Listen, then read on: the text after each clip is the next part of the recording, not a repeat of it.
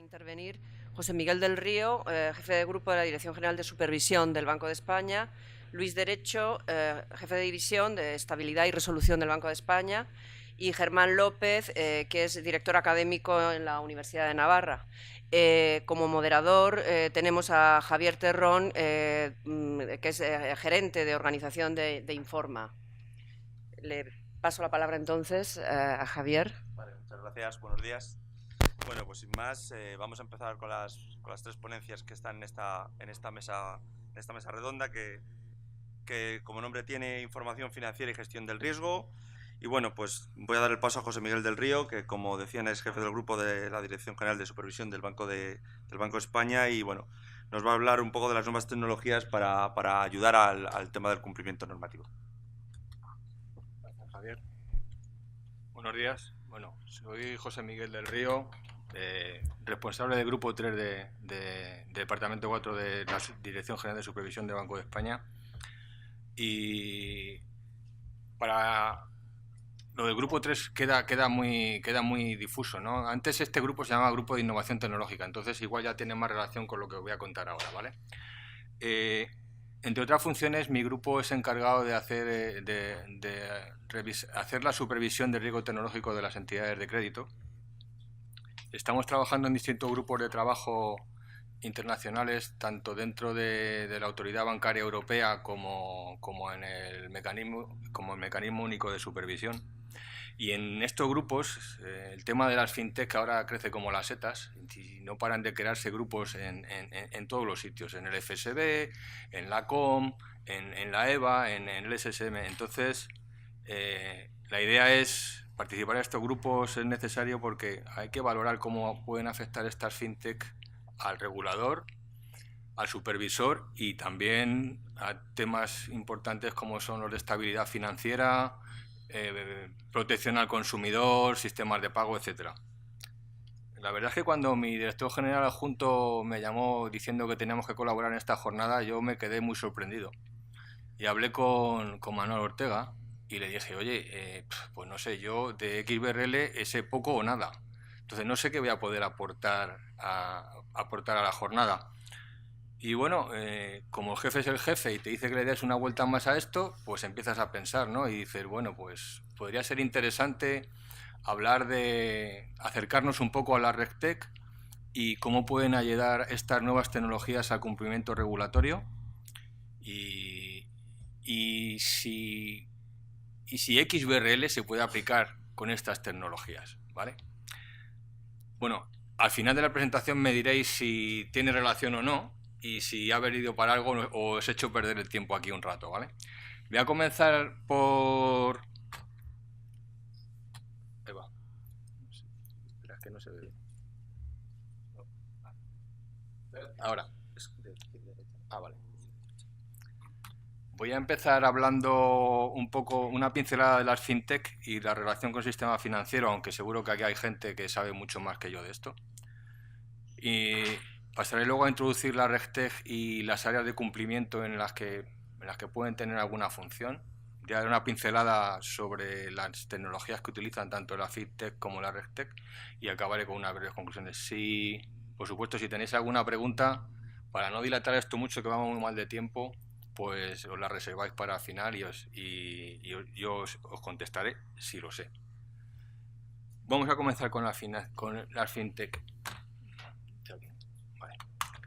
Bueno, primero es definir estas nuevas empresas, ¿no? Voy a utilizar la definición del Financial Stability Board, que las define como un conjunto heterogéneo de innovaciones financieras que, mediante el uso extensivo de la tecnología, pues devienen en nuevos negocios, nuevas aplicaciones, nuevos productos, nuevos servicios que al final de una u otra forma afectan a los mercados financieros y a los que intervienen en ellas, ¿vale?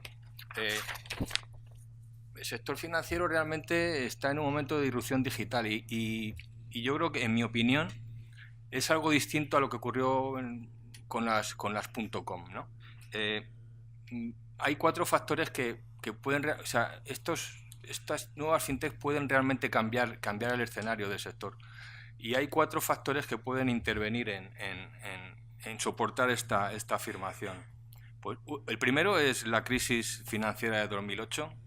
El segundo es el papel activo de los usuarios en Internet y el acceso masivo a Internet desde cualquier tipo de dispositivo, o sea, lo que decimos la banca en el bolsillo.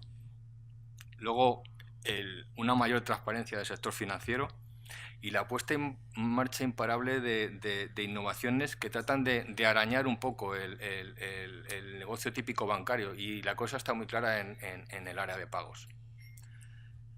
La situación actual es compleja, ¿no? Y yo no atacaría el debate diferenciando entre lo nuevo y lo viejo, o los bancos y las fintech, ¿no?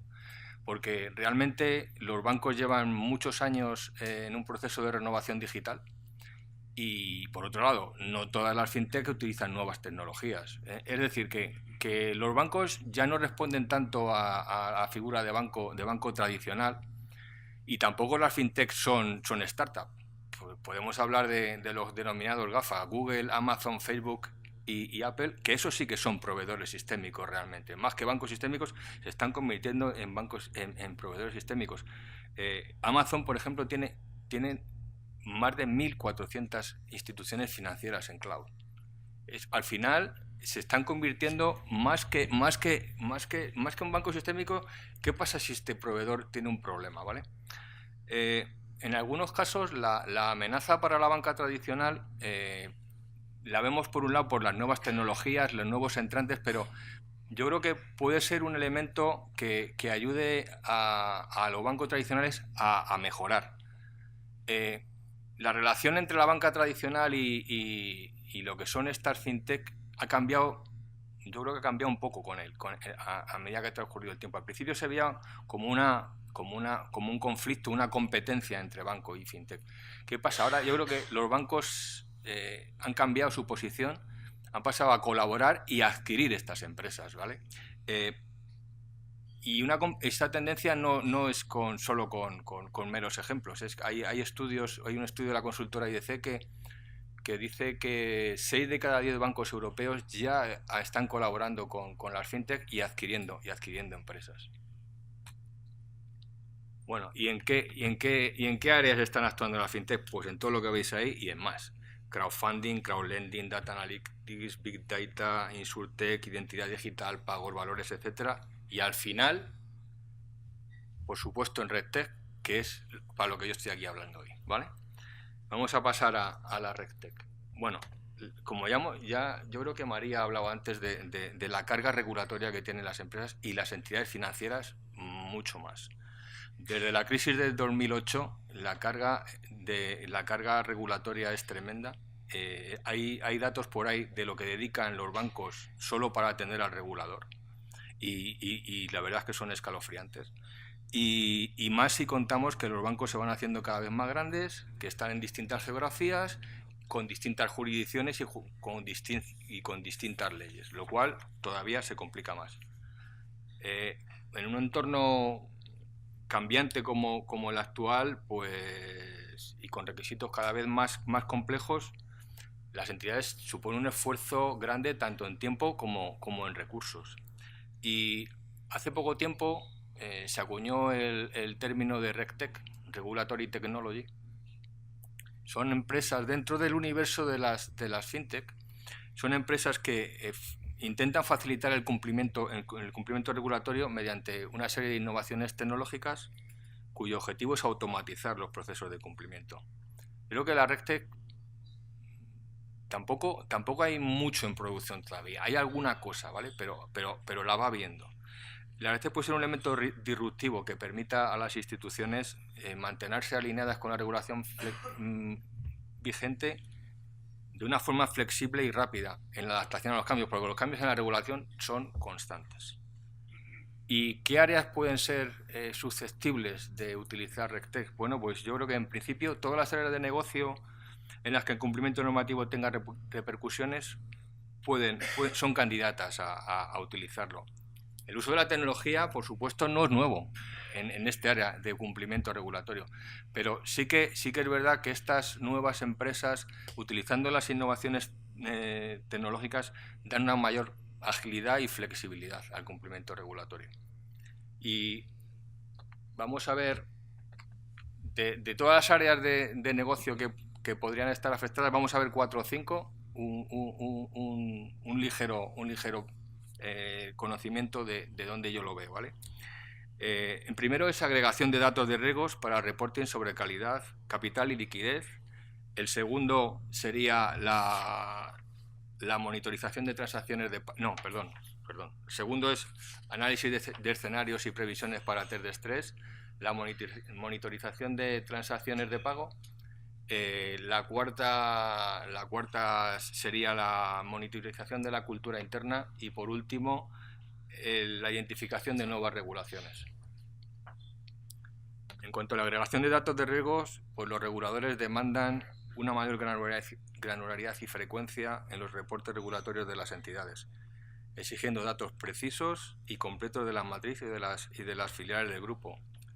La diversa localización de los datos, los sistemas heterogéneos, esto complican muchísimo este reporte. Además, la norma BCBS 239, publicada por el Comité de Basilea, que habla de los principios para la agregación de datos de riesgo de forma eficaz, y el reporte, por supuesto, obliga a las entidades sistémicas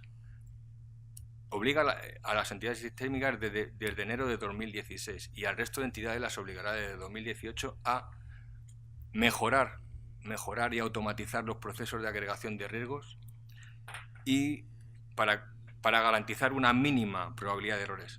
Un detalle, obliga desde 2016, pero el proceso va muy lento porque están metiendo mucho dinero, pero realmente los últimos datos es que no van a llegar ni en el 2019. ¿Y qué tecnologías podríamos utilizar aquí? Bueno, pues de criptografía, una criptografía en base a algoritmo para proteger la confidencialidad de la información de distintas subsidiarias cuando se refunden en la matriz, hasta el uso de blockchain, del que ha hablado nuestro compañero antes. Teóricamente, el blockchain permitiría tener todas las transacciones en un registro distribuido y teóricamente el supervisor podría participar en la cadena y prácticamente online vigilar la cadena.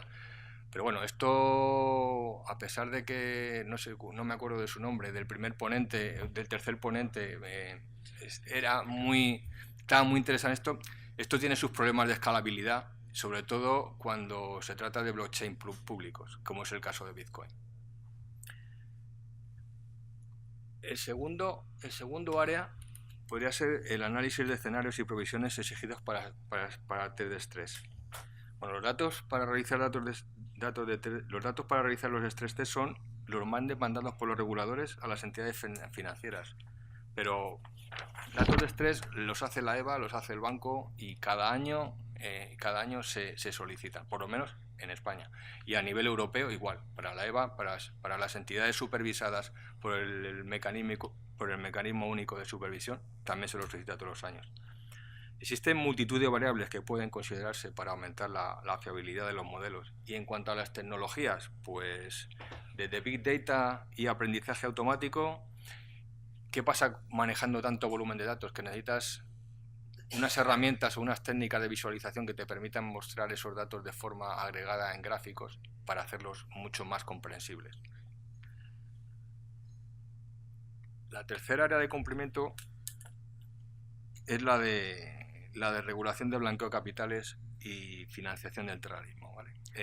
Las entidades están obligadas a definir y ejecutar políticas y procedimientos de diligencia debida con la clientela. Y hay 4 elementos fundamentales para una gestión integral del riesgo de Know Your Customer. La política de aceptación de clientes, la identificación de las personas, tanto físicas como empresas, el seguimiento continuo de las cuentas de mayor riesgo y la gestión de ese riesgo. Sabéis que las transacciones de pago han de ser monitorizadas y todas las transacciones sospechosas deben reportarse. Esto se complica porque los sistemas de pago no tienen un modelo uniforme de datos e incluso en las mismas entidades las subsidiarias tampoco tienen el mismo modelo de datos que la matriz. ¿Qué se está utilizando aquí? Pues se empiezan a utilizar redes neuronales y aparte hay servicios que ya te contratan, servicios en cloud que utilizan Big Data para analizar el comportamiento anómalo de transacciones. Incluso con Big Data conectado con redes sociales permiten tener una visión 360 del cliente y detectar clientes que, a pesar de que no parecen ser el mismo, realmente lo son. La cuarta área, igual me estoy extendiendo mucho, pero bueno, voy a tratar de darle un poco de aire. El tema de la monitorización de la cultura interna para protección del consumidor. Esto es otro área que se está desarrollando bastante. La regulación sobre protección al consumidor requiere un trabajo de análisis de información compleja y sobre todo que no está estructurada. Y las entidades están obligadas a monitorizar esa cultura interna.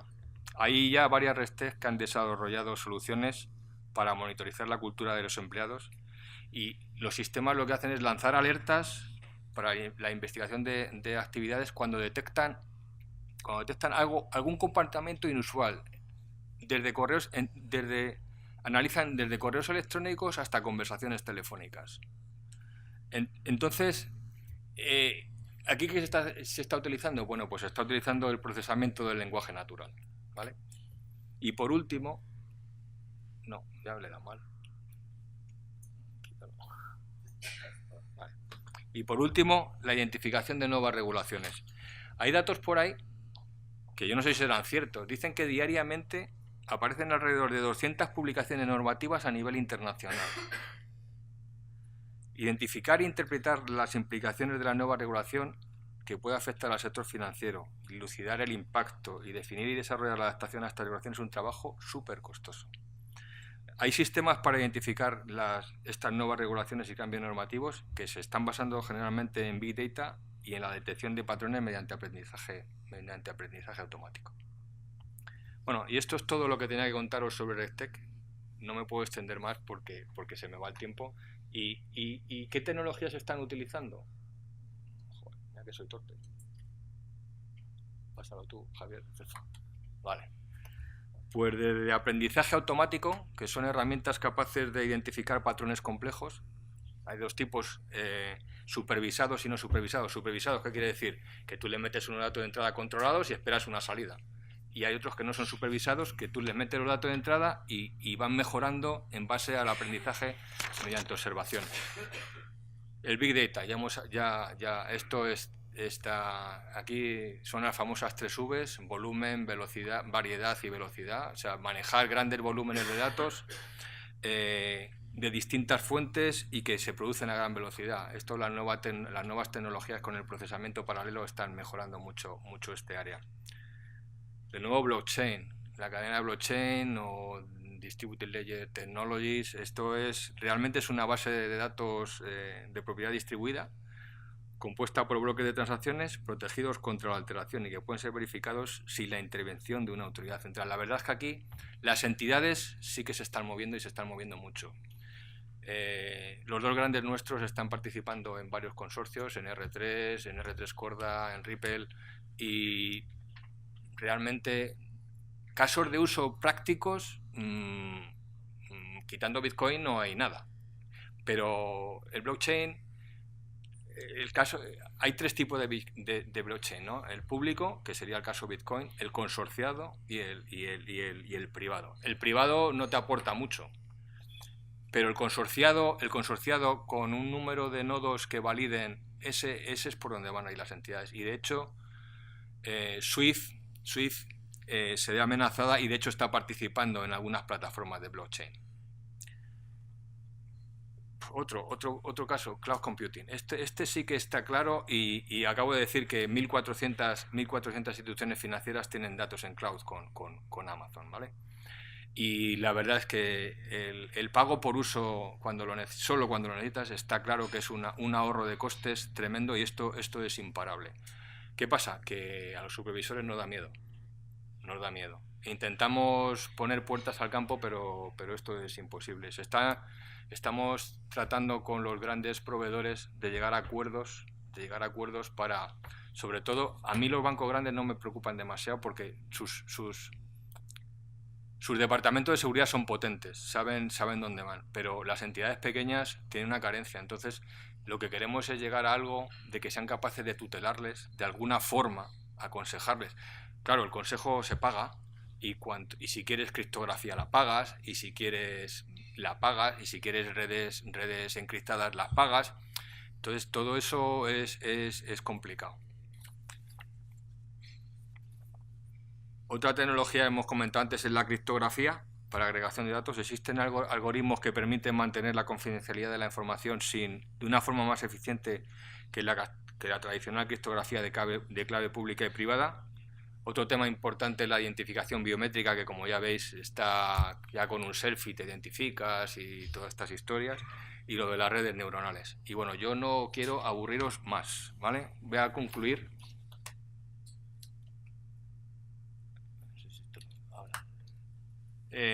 Disrupción en el sector financiero, en mi opinión, sí. Esto ha venido para quedarse, pero no solo por las fintech, sino porque los bancos van a aprovechar esto para intentar modificar sus legacy system que les causan muchísimos problemas, ¿vale?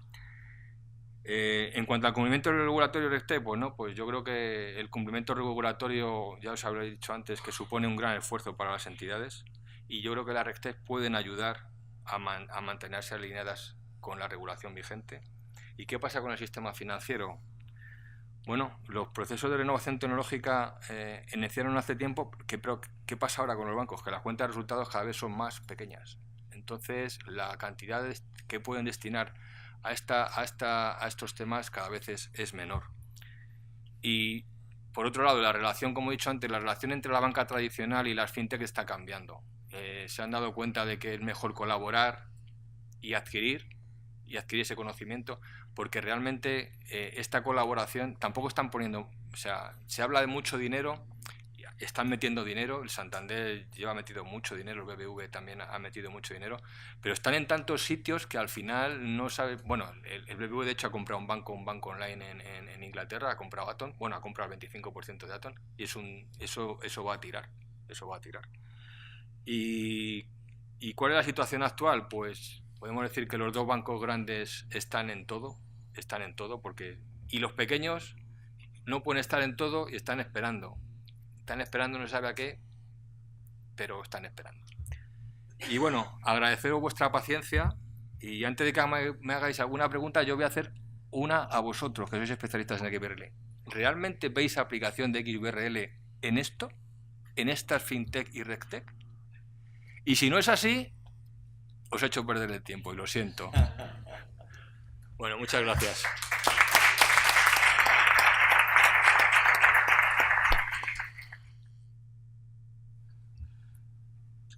Bueno, muchas gracias a José Miguel.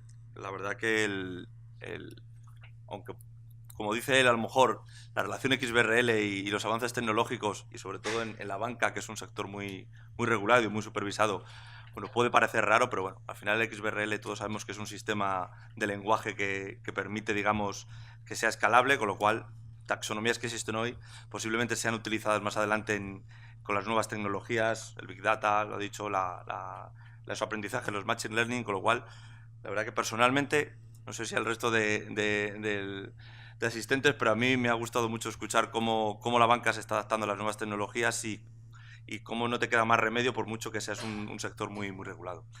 Bueno, pues si os parece, seguimos. A continuación, Luis Derecho, que es jefe de división en la Dirección General de Estabilidad y Resolución del Banco de España, nos va a hablar de las nuevas taxonomías para las entidades que están supervisadas por el Banco de España, y sin más le doy el paso. Gracias.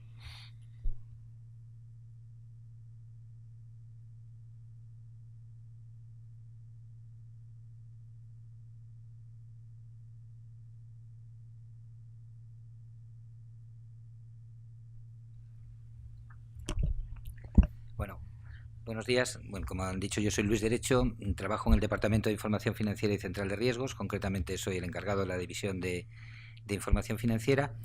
Y yo creo que mi presencia aquí hoy, bueno, venía motivada, y creo que a ver si va a ser, a daros un ejemplo práctico de lo que José Miguel acaban de contar y que ya habían contado otros compañeros, de la gran cantidad de carga regulatoria a la que están sometidas las entidades, en nuestro caso concreto, las entidades supervisadas por el Banco de España. Yo lo que trataré es de relacionaros y de contaros cuáles son las taxonomías XBRL que, para cumplir con los nuevos requerimientos de información, se están elaborando en el Banco de España o a nivel internacional por la Autoridad Bancaria Europea, y que van a entrar en vigor pues prácticamente con carácter inminente, ahora con datos de diciembre y con datos de marzo de 2017, y luego os haré una pequeña pincelada de cuáles son los proyectos futuros de nuevos cambios regulatorios que van a dar lugar a cambios en estas taxonomías XBRL o a la publicación de nuevas taxonomías.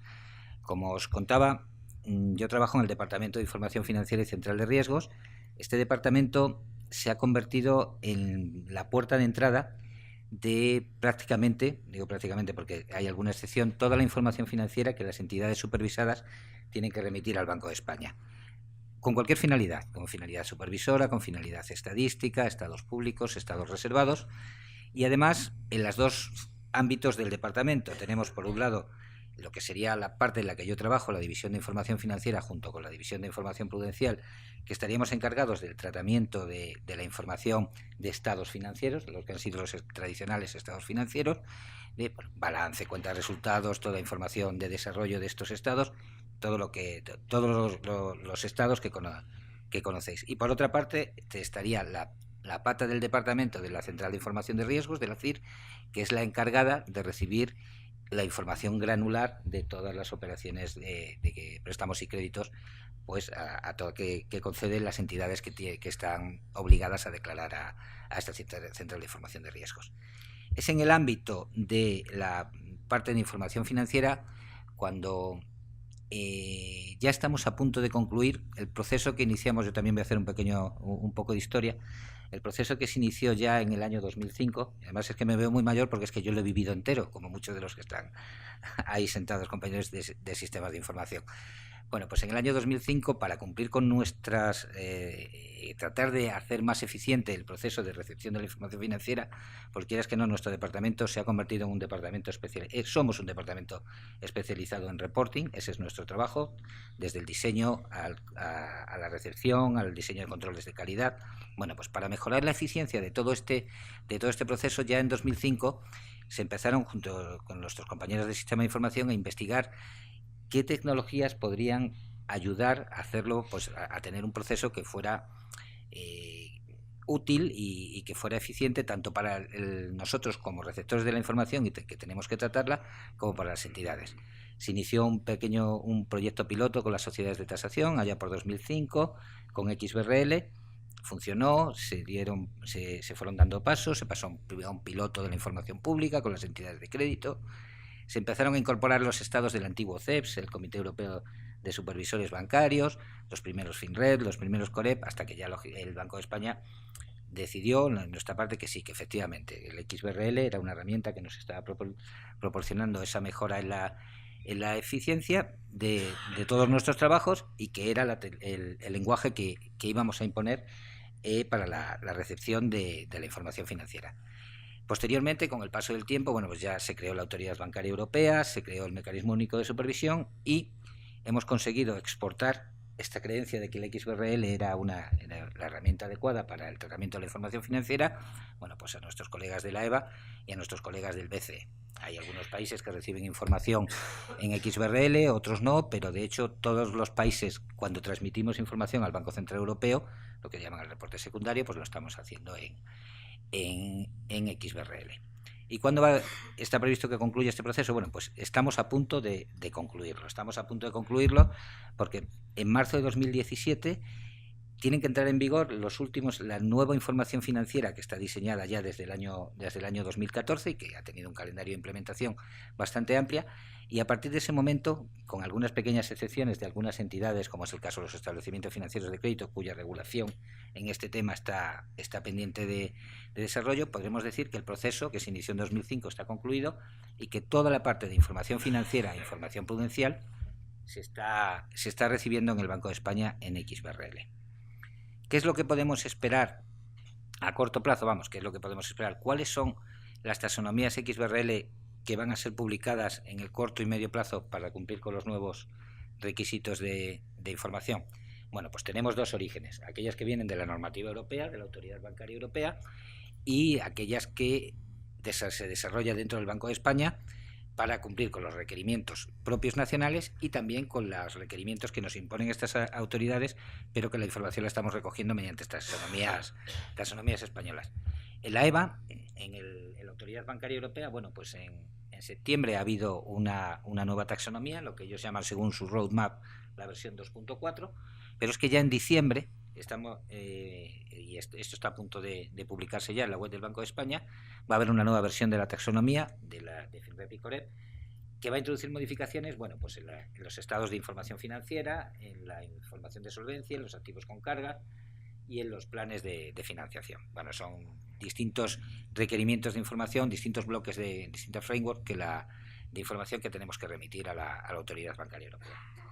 En junio de 2017 habrá una nueva versión que afectará a lo que se conoce como el Supervisory Benchmarking Portfolio, que son los modelos internos para el cálculo de requisitos de fondos propios.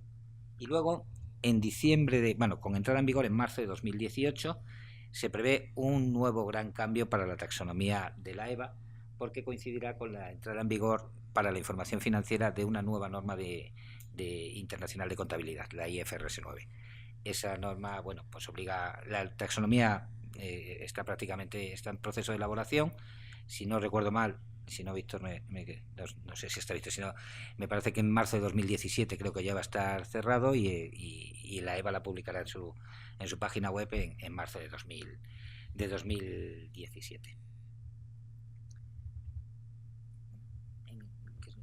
¿No?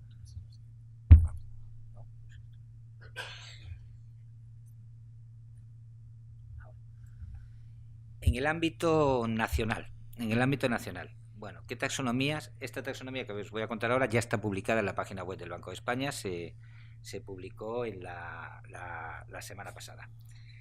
Como sabéis, en el año como la gente que trabaje con estados financieros de entidades supervisadas sobre básicamente las entidades de crédito, en diciembre de 2014 el Banco de España emprendió el camino de la sustitución de todos los estados financieros por un nuevo bloque de información financiera que se iba a alinear con la nueva que venían de la Autoridad Bancaria Europea y que iba a sustituir a nuestros tradicionales estados financieros que están regulados en la circular 4/2004, pero que ya muchos de ellos arrancaban de la circular de hace mucho tiempo, de la circular 491. Estos estados, unos de ellos fueron los estados públicos, se modificaron por la circular 5/2014 y su primera versión entró en vigor en junio de este año. Se publicó una primera taxonomía para ellos, pero ya en diciembre de este año tenemos que publicar una nueva taxonomía para ellos. ¿Por qué? Bueno, pues porque se incorporan dos estados nuevos que ya venían regulados por una circular también de 2014, pero que establecía que la entrada en vigor de estos dos nuevos estados, que contienen información de cédulas, tanto de internacionalización como de cédulas territoriales, bueno, pues esos entraron en vigor en diciembre de 2016. Y además, la nueva normativa del riesgo de crédito, que está establecida en la circular 4/2016, para los que estéis familiarizados con la normativa bancaria, la circular del anejo 9, se la conoce, bueno, pues ha introducido cambios en estos estados públicos, bueno, para en aquellas partes en que le hacían referencia al riesgo de crédito, adaptarlos a la nueva normativa que entró en vigor el 1 de octubre. Con lo cual, en diciembre de 2016 tendremos una nueva taxonomía para el reporte de los estados públicos a Banco de España.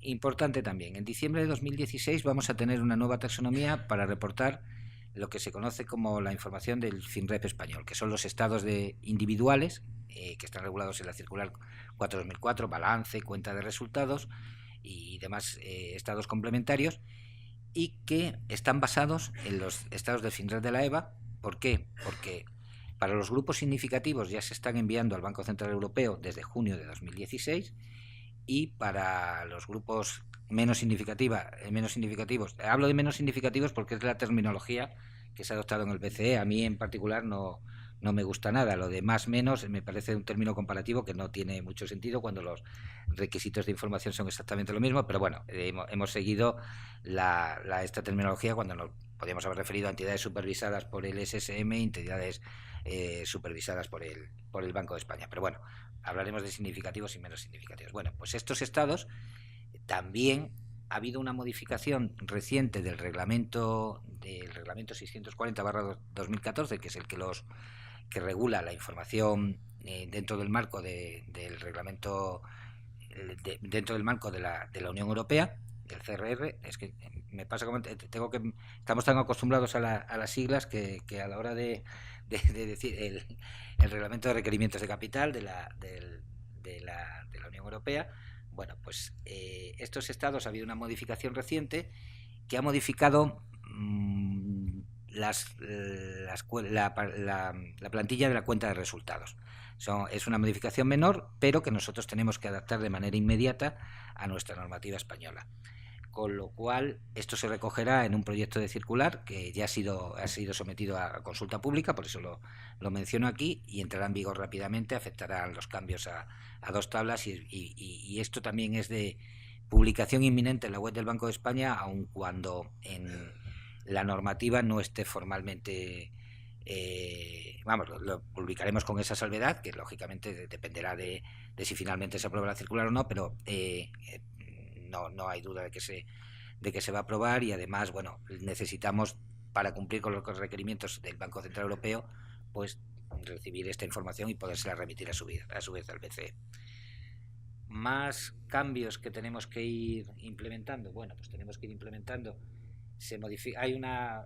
el Banco de España, también se ha dicho antes, está recibiendo mucha información sobre todas las entidades filiales que forman parte del grupo. Entonces,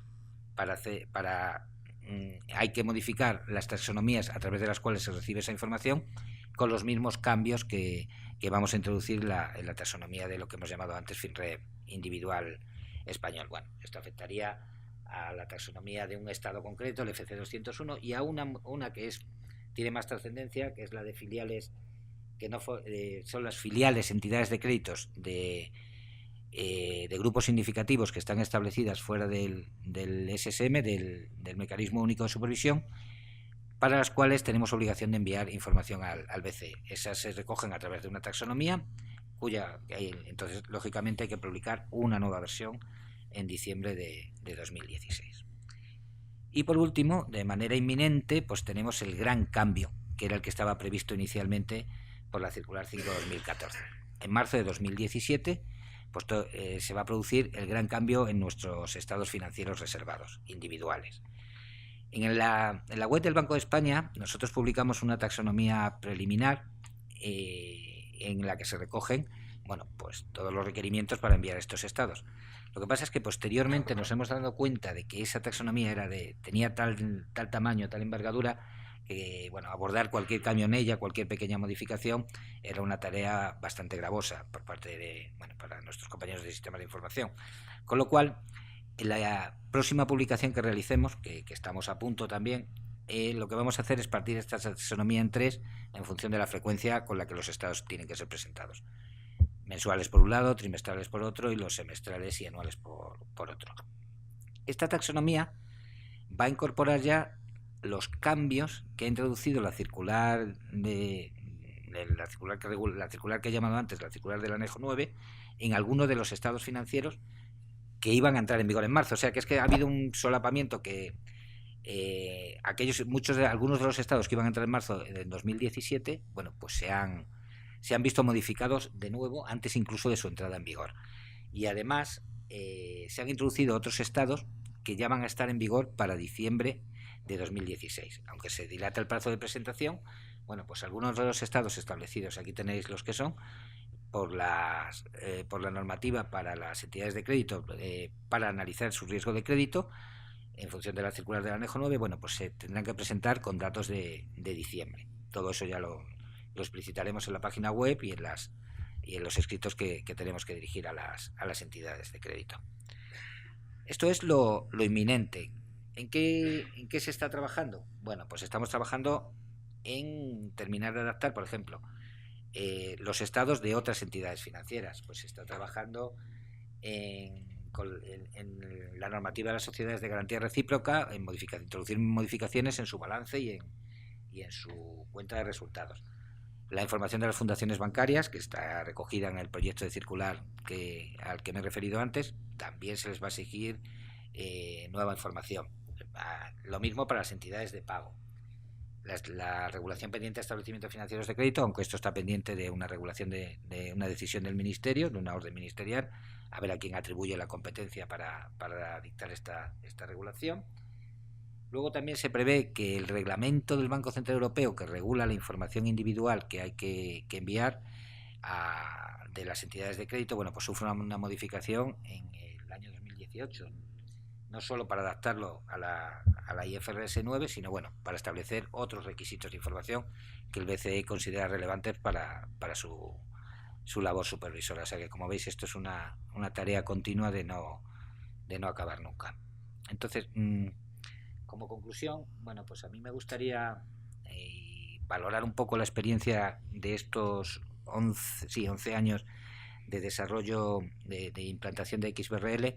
Lógicamente ha sido un proceso largo, un proceso complejo que ha tenido, bueno, sus dificultades, no ha sido una tarea fácil, pero bueno, al final se ha demostrado que el hecho de utilizar el lenguaje de XBRL, que permite el uso, bueno, de un software comercial y no estar atado a un software desarrollado por el Banco de España, nos ha facilitado la tarea, ahora voy a hablar de nosotros como Banco Central, en la labor de recepción y del control de calidad de la información que nos han remitido. En particular, quiero referirme al desarrollo por nuestro Departamento de Sistemas de Información de una herramienta que es el Data Point Model Architect, que yo diría que la gran virtualidad de esta información, de esta herramienta, ha sido, yo creo que ha acercado el mundo, lo que siempre hemos estado divididos en dos con una gran barrera, la gente de negocios, que éramos nosotros, con los técnicos, la gente de informática, y que no había manera de entendernos en los lenguajes. Bueno, pues yo creo que el uso de esta herramienta ha permitido que nosotros nos hayamos acercado más a ellos, y yo creo que ellos ahora nos entienden un poco mejor a nosotros también. O sea que es una herramienta compartida que ha permitido, bueno, un acercamiento entre dos mundos que hace unos años, por lo menos para nosotros, lo que ocurriera por debajo, lo que hiciera el señor que estaba metido dentro del ordenador, no nos interesaba para nada. Ahora sí nos interesa. ¿Qué ha permitido esta herramienta? Bueno, pues esta herramienta, cuyo funcionamiento, según me comentaba Víctor, bueno, muchas de sus utilidades están facilitadas por el uso del lenguaje XBRL, y bueno, pues nos ha dado facilidades para definir reglas de validación, facilidades para definir mensajes automáticos de error a las entidades, facilidades para transmitir automáticamente a las entidades todos esos errores. Bueno, y luego, y ya como una virtualidad del XBRL, bueno, y ya se ha apuntado aquí, el uso de XBRL también ha permitido la homogeneización en la difusión de datos que estamos enviando.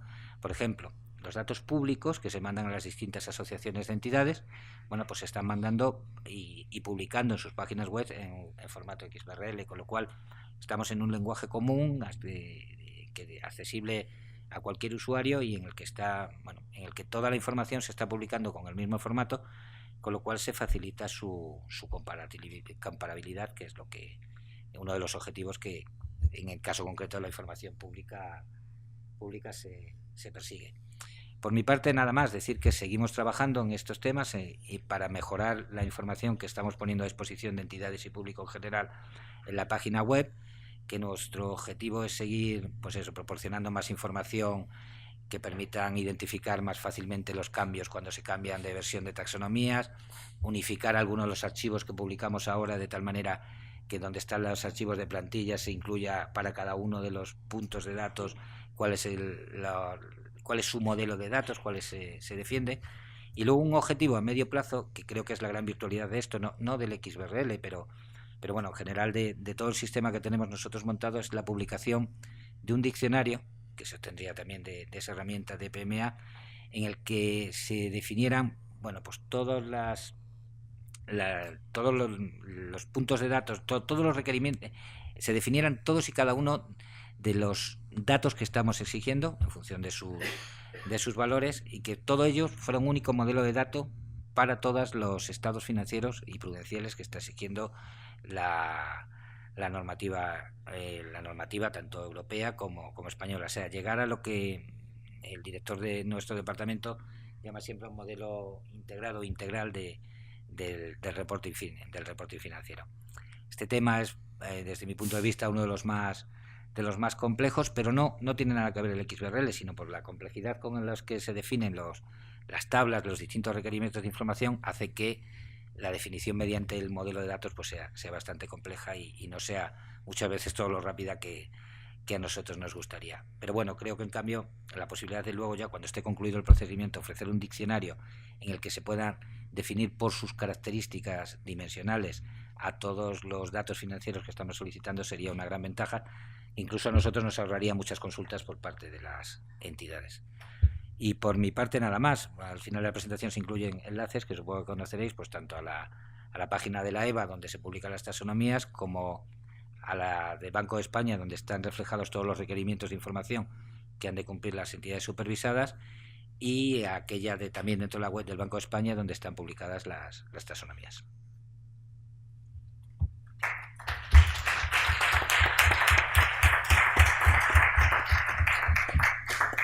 Bueno, pues darle las gracias a Luis, porque la verdad que creo que es un ejemplo muy práctico de cómo si el XBRL es capaz de integrarse en las instituciones, incluso en las empresas, con lo cual, bueno, es algo que va a ir avanzando y no creo que vaya a tener un fin. Bueno, pues por último, dentro de la mesa vamos a dar el paso a Germán López, que viene de la Universidad de Navarra. Y bueno, pues nos viene a hablar un poco de la fiabilidad de la información financiera, el XBRL y bueno, todos los efectos en la formación universitaria que pueden tener. Adelante. Bueno, muchas gracias. En primer lugar, agradecer a XBRL España invitarme a este acto y ligarlo un poco a la formación universitaria, que es a lo que me dedico yo. Yo soy bastante más teórico que estos señores y sé mucho menos de XBRL que Luis y José Miguel, ¿no? Pero sí que nos gusta plantearnos cuáles son las competencias que va a tener que tener el alumno del siglo XXI en la universidad, porque esto es muy importante. Los alumnos españoles van a ser competitivos o no en función de la competitividad y las competencias y habilidades que estén capacitando otras universidades a nivel mundial. Como estamos en un entorno totalmente global, creo que es importante destacar que todo economista cada vez tiene una vertiente más cuantitativa. Al igual que los profesores ahora no tiene razón de ser un profesor de universidad que no haga investigación y empírica en concreto, por lo menos en las facultades económicas, por supuesto. El alumno exactamente igual. Nosotros lo que estamos intentando es cómo integrar en los planes de estudios esas nuevas capacidades que la sociedad está demandando. No solo a nivel de grado, sino en posgrado, porque nosotros tenemos el máster Banca y Regulación Financiera y gracias a eso pues estamos muy interesados en estos temas.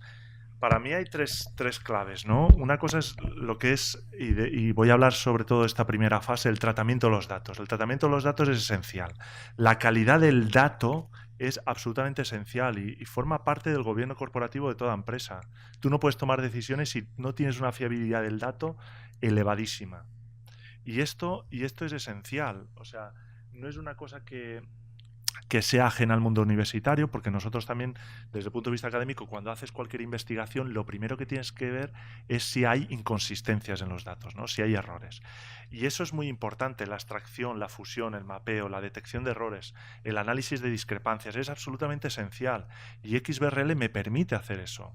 Y eso me facilita a mí mucho la vida, no solo a los investigadores, sino a cualquier auditor, analista financiero, etcétera, economista, regulador, supervisor. Y entonces nosotros, en cuanto a la homogeneización, en contabilidad ya la hacemos en la consolidación contable. Al final, una de las fases del proceso de consolidación contable es la homogeneización. ¿Qué estamos haciendo? Homogeneizando la información. XBRL utiliza taxonomías y taxonomía es clasificar información. Como decía Javier, la palabra taxonomía se ha utilizado para clasificar animales, ¿no? Para clasificar, de ahí parte. Pues nosotros lo que hacemos como economistas, clasificamos información. Y ese proceso es esencial para el resto. pero el más esencial, porque si te equivocas en la primera fase, te vas a equivocar en las siguientes fases. La segunda capacidad que tiene que saber, hoy en día todo economista tiene que saber programar. Steve Jobs decía que incluso los abogados, antes de morir, le hicieron una entrevista y decía que todo el mundo tiene que saber un poco de lenguaje artificial. Y es esencial. Es que hoy en día no te puedes, por ejemplo, si tú utilizas Excel, si tú aprendes a programar en Visual Basic para Excel, te abre a no estar limitado a lo que Microsoft te da. ¿Por qué lo que Microsoft te da al 100% tiene que ser exclusivamente lo mejor para ti? Entonces, la programación es muy importante para un alumno y para un profesor y para todo el mundo. Y luego la tercera fase es, hombre, dentro de ese paquete de programación, de lenguaje de programación, al final tienes que contrastar unas hipótesis, tienes que utilizar la estadística. Por tanto, la estadística también es importante. Un conocimiento de estadística es absolutamente relevante. Para una persona incluso que se dedica al marketing, al final tendrá que dirigir su campaña a las empresas más solventes, necesitará analizar ratios de rentabilidad, de liquidez, de solvencia, etcétera. Tendrá que hacer un benchmarking con el resto de sus competidores, etcétera, etcétera, en cualquier área de economía. Entonces, al final el XBRL, Charles Hoffman, su creador, lo que vio acertadamente, es un contable, es que había problemas en el intercambio y la distribución de la información. Y eso es muy relevante. La investigación sobre XBRL, ¿qué nos ha demostrado? Pues que el XBRL ha mejorado el acceso y la eficiencia de los mercados de capitales. Sobre todo en Estados Unidos, sabéis que la SEC, a partir del 15 de junio del 2009, para las empresas que tenían más de 5 billones anglosajones de free float, obligaba a reportar en XBRL. Posteriormente, al año siguiente, las empresas medianas entre 700 millones y 5 billones anglosajones. Y en el 15 de junio del 2011, para las más pequeñas dentro de las cotizadas, que son de un tamaño significativo. Pues eso ha traído una serie de mejoras que hemos podido validar desde el punto de vista académico, qué beneficios ha traído el XBRL. Por ejemplo, se mejora el acceso. La evaluación de la entidad es mucho más rápida, puede hacer un benchmarking mucho mejor y más fiable, puedes detectar los errores de la empresa de una manera muy sencilla, puedes la empresa puede publicar multitud de estados financieros, mejora la transparencia, permite la comparación. Y aquí quiero decir una cosa que más tarde me extenderé. Para el auditor es un gran reto. Si una empresa, y luego sobre todo mi ponencia va a ir tenemos que mejorar el reporting interno con XBRL. Ahora el reporting externo está a unos niveles muy buenos, pero el reto de XBRL es cómo las empresas con diferentes sistemas, por ejemplo, un banco tiene pues aplicaciones para tipo de interés, aplicaciones para tipo de cambio, aplicaciones para financiación, no miles de aplicaciones, pero un montón de aplicaciones, con diferentes formatos, con diferente forma de tratar el dato. El XBRL unifica todo eso y homogeniza todo eso. Y eso es muy importante luego para el análisis. El control del dato y la fiabilidad es esencial para un auditor. ¿Por qué un auditor se tiene que fiar del dato contable? El dato contable ya está procesado. Si tú utilizas XBRL GL, digamos que tú lo que trazas es la transacción, el auditor puede automatizar procesos para auditar esas transacciones, aparte de auditar la contabilidad.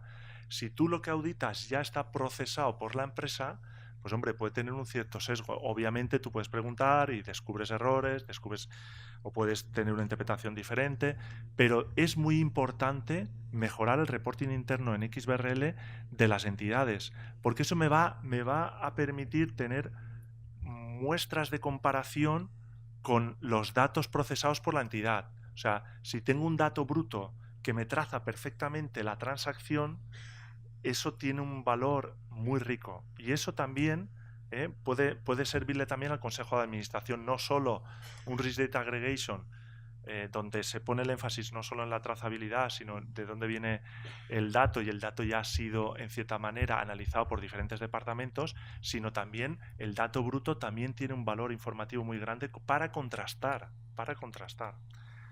Ha reducido la información asimétrica entre los usuarios del mercado de capitales y las empresas, reduce mucho el coste de adquisición de información, permite investigar la información con mayor detalle.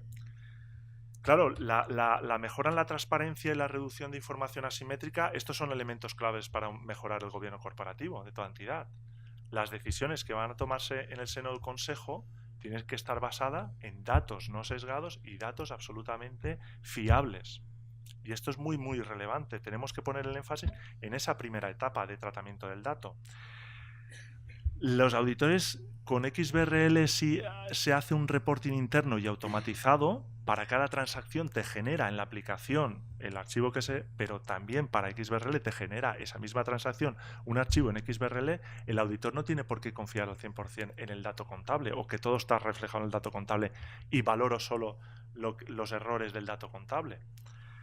Entonces, estas aplicaciones de auditoría automatizadas están ahora desarrollándose en Estados Unidos. Vamos a ver, todavía no hay una validez absoluta de qué resultados se están obteniendo, pero me parece interesante que el auditor se centre en la evaluación y no tanto en la extracción del dato y en el cómputo de ese dato. Es muy importante que el auditor se dedique a evaluar. El reporting interno, elaborar taxonomías y sobre todo para multinacionales que tienen inversiones en diferentes países con diferentes normas contables a nivel individual, aunque tengan la misma norma IFRS, si en el consolidado se sigue IFRS, para riesgos, contabilidad, fiscalidad, compras, logística. Un desarrollo de una taxonomía única para todo el grupo favorece mucho la disminución de errores y mejora mucho la calidad del dato. Y esto es importante. Si analizamos los últimos grandes fraudes que hemos tenido en la historia de la banca, podemos darnos cuenta de unas cosas muy interesantes, ¿no? Si uno analiza los grandes fraudes, por ejemplo el de la ballena de Londres de JP Morgan, que se ocultaron 6.000 millones de euros, ustedes podrán decir, ¿pero cómo puede pasar eso? ¿Cómo puede pasar? Bueno, en primer lugar, la banca de inversión, la banca de retail no tanto, pero la banca de inversión tiene miles de operaciones en un día, ¿no? Es difícil para un auditor, no puedes auditar absolutamente todas las transacciones. Por otra parte, hay una cierta descentralización en el departamento de inversión. El departamento de inversión hace esas miles de transacciones y tiene un aplicativo para ello. Incluso tienen muchos de ellos un aplicativo contable y al contable le llega la información ya agregada. El contable no se entera. ¿Cuántos contables han ido a la cárcel en estos grandes fraudes? 0. ¿Por qué? Porque se gestiona desde el departamento de inversión las transacciones y este ocultamiento viene muchas veces de la parte de trading. Entonces esto es realmente peligroso para el sistema porque puede tener un efecto sistémico. ¿En qué contribuye el XBRL? ¿En qué puede contribuir a esto?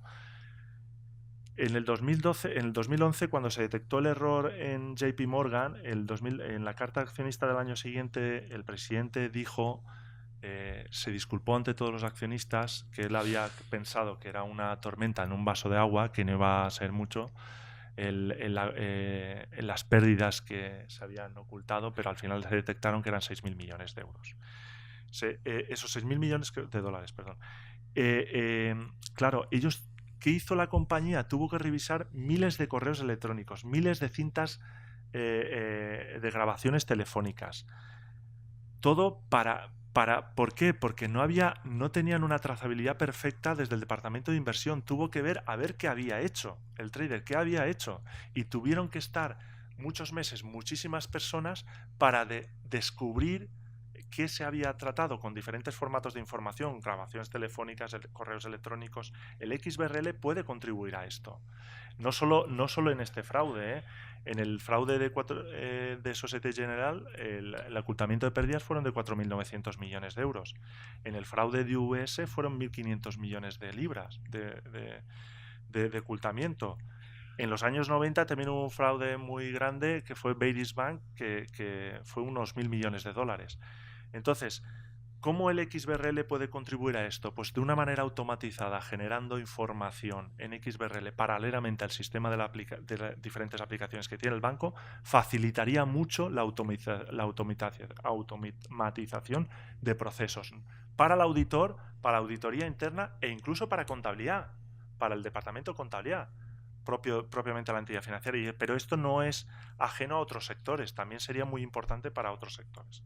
Entonces, la fiabilidad del dato es esencial, porque al final el dato, si le llega depurado al consejo, no sirve de nada, no sirve de nada.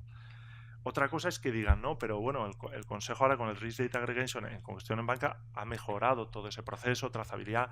Bien, eso es cierto, pero también en el tema del fit and proper en cuestión del tema del sector bancario, yo creo que también hay una cuestión respecto a los consejeros independientes de consejos como los nuestros, que son de un tier, en los consejos de 2 tier como los holandeses, que tienen un supervisory board y un board que hace...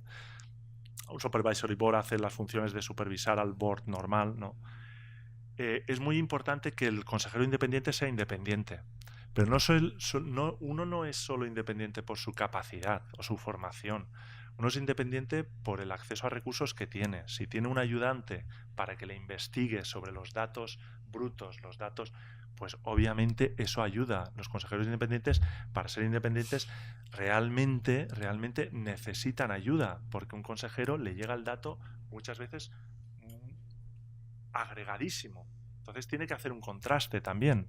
Me parece cosas relevantes. Las investigaciones recientes que nos han dicho del XBRL, pues sobre todo están basadas en Estados Unidos porque es donde más datos hay, porque empezaron a obligarse a partir del 2009, el 15 de junio del 2009.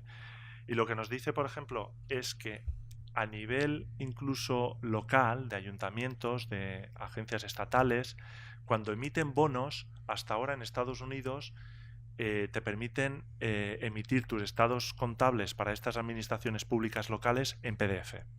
Pues aquellas que han emitido esto en XBRL se ha notado una mejora en la financiación porque ha reducido la incertidumbre informativa y ha mejorado el acceso a esa información y a la evaluación de la misma. Curiosamente, también se ha encontrado que hay errores en las bases de datos. Y esto lo puedes contrastar con XBRL.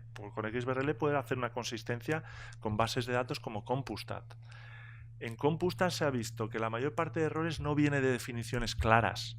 Los errores de números, digamos. No viene del total activo, no viene del total pasivo, no viene del patrimonio neto. Viene de cifras en las que hay que hacer algún cálculo. Por ejemplo, los costes de las ventas, el margen bruto. Ahí hay errores en las bases de datos. ¿Cómo se detecta? Con XBRL. XBRL también sirve para eso, porque como puedes tratar los datos, puedes hacer un benchmark con la base de datos. Y eso es importante. Con XBRL también es cierto que los errores de la base de datos van a reducirse muchísimo. Y el XBRL es muy útil para esas sociedades de intermediación financiera y es bueno porque van a añadir valor, ellas van a seguir luchando porque seamos clientes y van a añadir mucho valor en las extensiones de XBRL, etcétera. O sea, tienen mucho campo en ese aspecto. Como también se ha medido si la sorpresa en el mercado de capitales, la reacción del precio de la acción a la sorpresa en beneficios es más lenta o no con XBRL. Pues ha demostrado que sobre todo para las empresas que gozaban de una menor información previamente, empresas medianas o pequeñas, esa sorpresa ha tenido un mayor impacto en precio, pero ha sido más rápido. El precio se ha ajustado mucho más rápido. Entonces el XBRL está contribuyendo a esa evaluación más rápida